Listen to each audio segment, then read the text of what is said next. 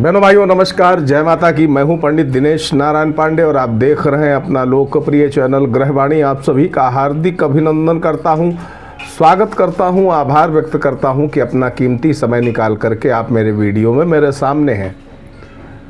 बहनों भाइयों, फरवरी माह के भविष्यफल की श्रृंखला में आज का वीडियो कर्क राशि पर आधारित है। कर्क राशि, कर्क लग्न और फरवरी 2025 का महीना आपके लिए किस तरीके के दिशा निर्देश लेकर के आ रहा है, कैसी नवग्रह की स्थितियां हैं और क्या करना चाहिए आपको और किस तरीके से आपको प्रिपेयर करना चाहिए नए महीने की को फेस करने के लिए।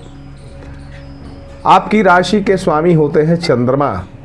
चंद्रमा 2.25 दिन एक राशि में रहते हैं, यानी आपका जो लग्नेश है, आपके जो राशेश चंद्रमा है, ये निरंतर परिवर्तनशील हैं। इसीलिए वैसे मना स्थिति सामान्य सभी जनों की परिवर्तनशील रहती है, लेकिन जो चंद्र राशि के होते हैं, कर्क राशि के होते हैं, उनकी मना स्थिति निरंतर परिवर्तनशील रहती है। ऐसे व्यक्ति ख्यालों में डूबे रहते हैं और इनकी जो मानसिक तीव्रता होती है बहुत तीव्र होती है, बौद्धिक क्षमता भी तीव्र होती है। आइए शुरुआत करते हैं इस महीने के भविष्यफल की।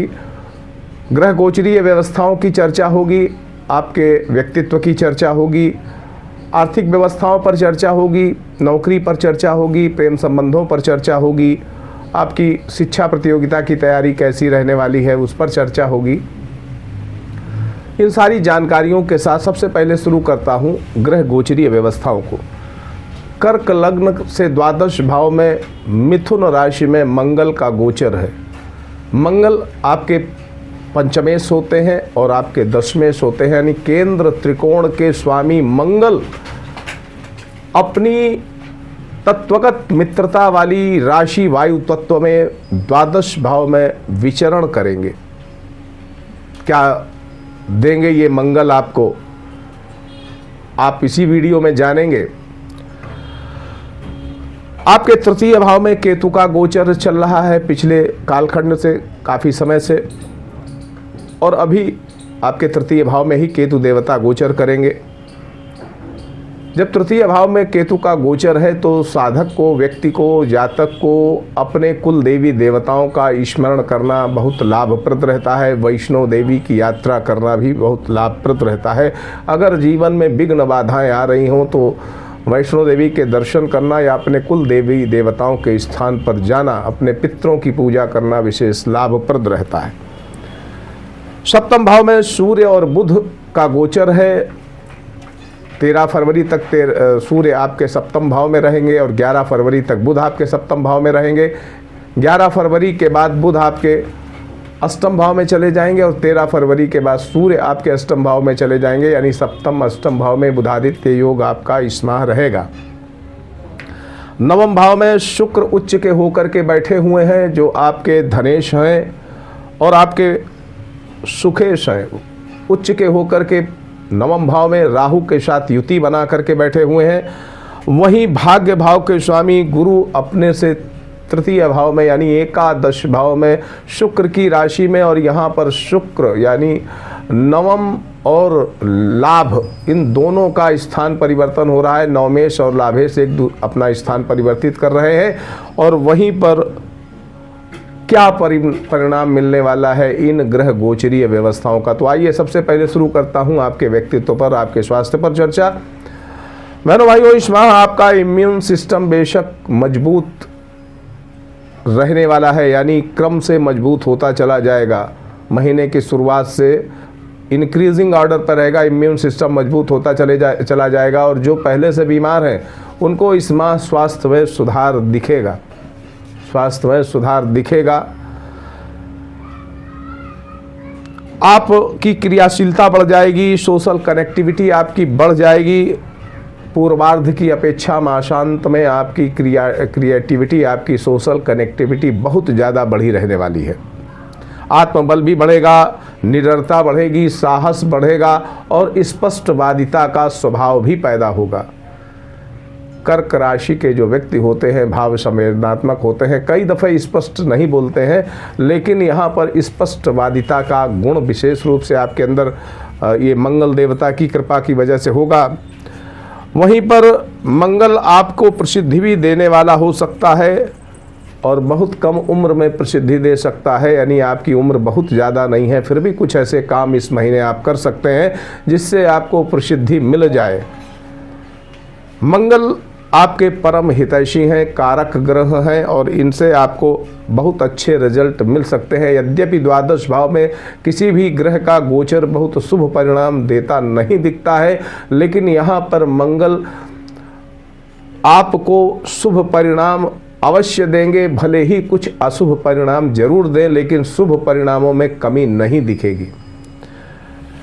मंगल का जो आपके जो खष्टेश हैं, आपके जो द्वादशेश हैं और आपके तृतीयेश हैं बुध, आपके द्वादश भाव के स्वामी जहाँ पर मंगल सिचुएटेड हैं और आपके तृतीय भाव के स्वामी बुध के साथ इनका षटाष्टक योग जो है, ये क्या कर सकता है, ये आपके अंदर थोड़ी सी अनैतिकता दे सकता है।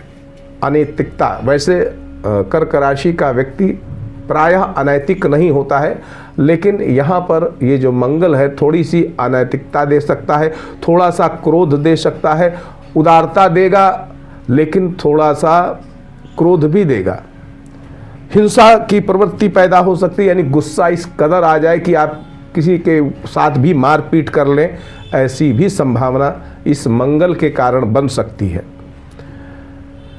जल्दबाजी में और गलत निर्णय से धनहानि भी हो सकता है और अगर आपने किसी को इस महीने में उधार दिया है तो वो पैसा आपका डूब भी सकता है। अब इस मंगल की वजह से कुछ शारीरिक दिक्कतें जरूर हो सकती हैं, जैसे आँखों में समस्या हो सकती है, महीने में कभी कभी आपका सर दर्द होने लगे, ये भी हो सकता है। बीपी की शिकायत वालों के लिए विशेष रूप से बीपी बढ़ सकता है।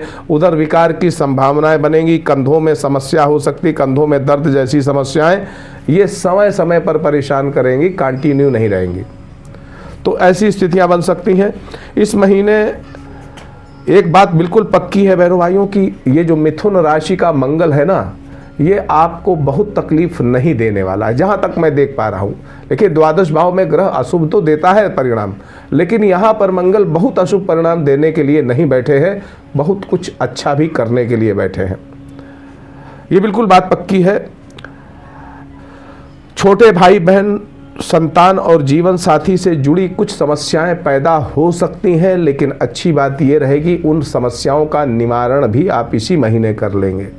वो समस्याएं लंबी नहीं खिंचती दिख रही हैं, कुछ समस्याएं आएंगी और फिर उनका निराकरण भी हो जाएगा। ईश्वरीय कृपा से पूरी तरह से आप इस महीने ईश्वरीय कृपा का अनुभव करेंगे। मंगल आपकी यात्राएं बहुत ज़्यादा करा सकता है, बहुत ज़्यादा यात्राएं हो सकती हैं और उन यात्राओं से चोट चपेट दुर्घटना की आशंका भी है, इसलिए कोशिश करें कि यात्राओं को टालें और अगर खुद वाहन का प्रयोग करते हैं तो वाहन प्रयोग में सावधानी जरूरी है आपकी, क्योंकि ये जो मंगल है ना, ये आकस्मिक रूप से चोट चपेट की संभावना पैदा कर सकता है।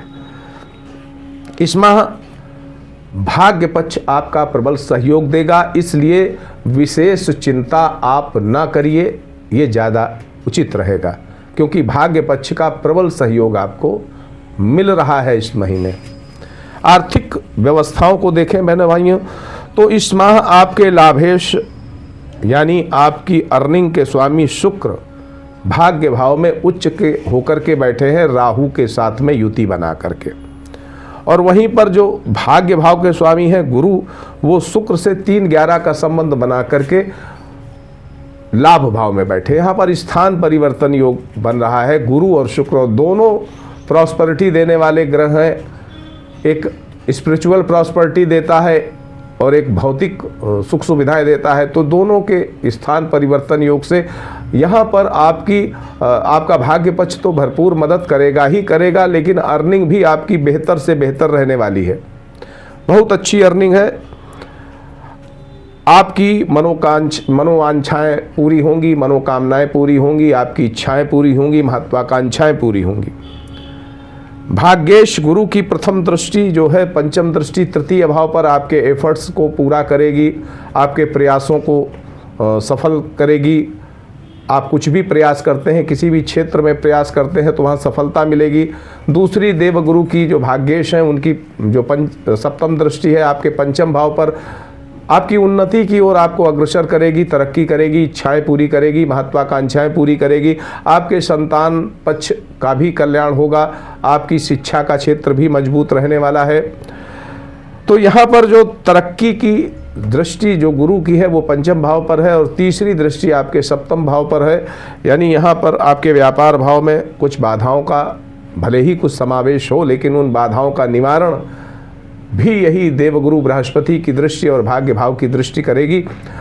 इसी तरह से जीवन साथी से जुड़ी हुई कोई समस्या है तो वहाँ पर भी आपकी समस्याओं का निवारण होता दिखेगा और पटरी पर आएगी आपकी जीवन नैया और आपके व्यापार की स्थिति पटरी पर आकर के गतिमान हो जाएगी। यानी आपका व्यापार अगर रुका हुआ भी पहले से है तो इस माह कोशिश करिएगा व्यापार को गति मिल जाएगी। आपके बैंक बैलेंस के स्वामी होते हैं सूर्य और 13 फरवरी तक सप्तम भाव में गोचर करेंगे। आपके जीवन साथी की सेविंग्स बढ़ सकती हैं या जीवन साथी आत्मनिर्भर होकर के आपको फाइनेंशियली मदद कर सकते हैं। आपके ससुराल पक्ष से भी आपको आर्थिक सहयोग मिल सकता है जिससे आपकी सेविंग बढ़ती हुई दिख रही है। अर्निंग आपकी अच्छी रहेगी। स्वाभाविक रूप से जब अर्निंग ज़्यादा रहती है तो सेविंग कुछ न कुछ तो हो ही जाती है। तो ऐसी ही स्थिति है, सेविंग आपकी बढ़ने वाली है। आपके व्यापार में इंटरनेशनल पहुंच हो सकती है क्योंकि सप्तमेश के साथ में ये सूर्य का तात्कालिक मैत्री संबंध है। ये इंटरनेशनल आपके व्यापार को बना सकता है। और 13 फरवरी के बाद अष्टम भाव में गए धनेश व्ययेश अष्टमेश के साथ युति वैसे अच्छी नहीं कही जा सकती है, लेकिन भाग्य का प्रबल सहयोग आपको मिल रहा है। देखिए, अष्टम भाव में सूर्य शनि बुध ये सामान्य रूप से अच्छी स्थिति नहीं है, लेकिन यहाँ पर क्या होता है, व्यक्ति भाग्यवादी बन जाता है, भाग्य के भरोसे रहने लगता है। तो यहाँ भाग्य आपका प्रबल रूप से सहयोग कर रहा है, लिहाजा आपका कोई काम रुकने वाला नहीं है। हर काम आप कर पाएंगे और कहीं पर भी कोई भी ऐसी बाधा नहीं पड़ेगी जो आपको आपकी गति को रोक दे, विराम दे दे। यानी आप गतिशील पूरे माह रहने वाले हैं तरक्की की ओर। विदेशी धन भी प्राप्त हो सकता है, आकस्मिक धन भी प्राप्त हो सकता है। आप ऋण लेना चाहते हैं इस महीने में, कोई आप योजना बना के रखे हुए हैं, ऋण लेने के प्रयास में है, तो ऋण भी आपको मिल सकता है।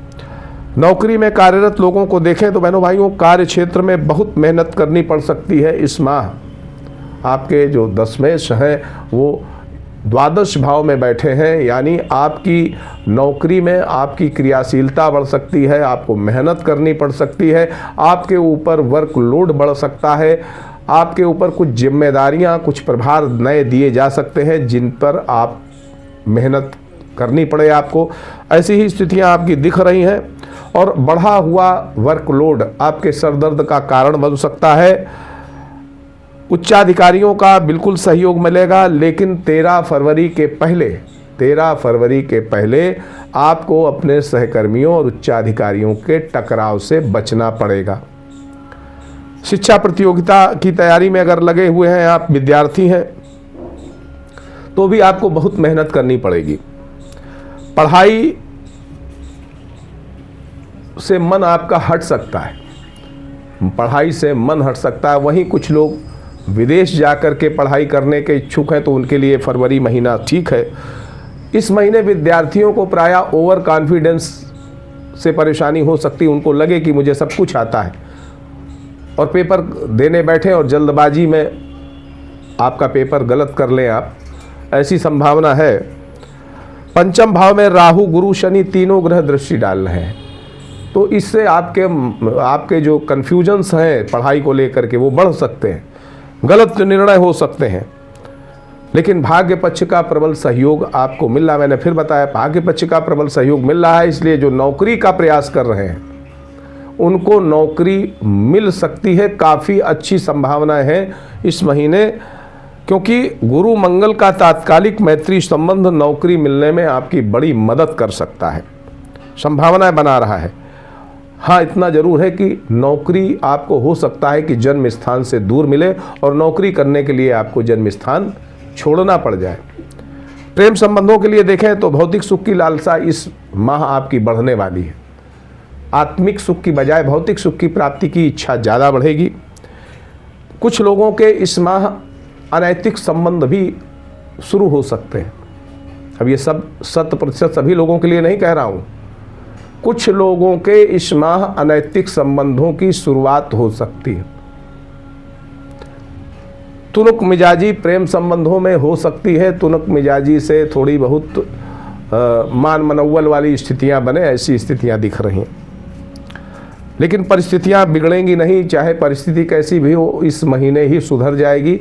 यानी ये जो दिक्कतें आएंगी वो बहुत लॉन्ग टर्म नहीं होने वाली हैं।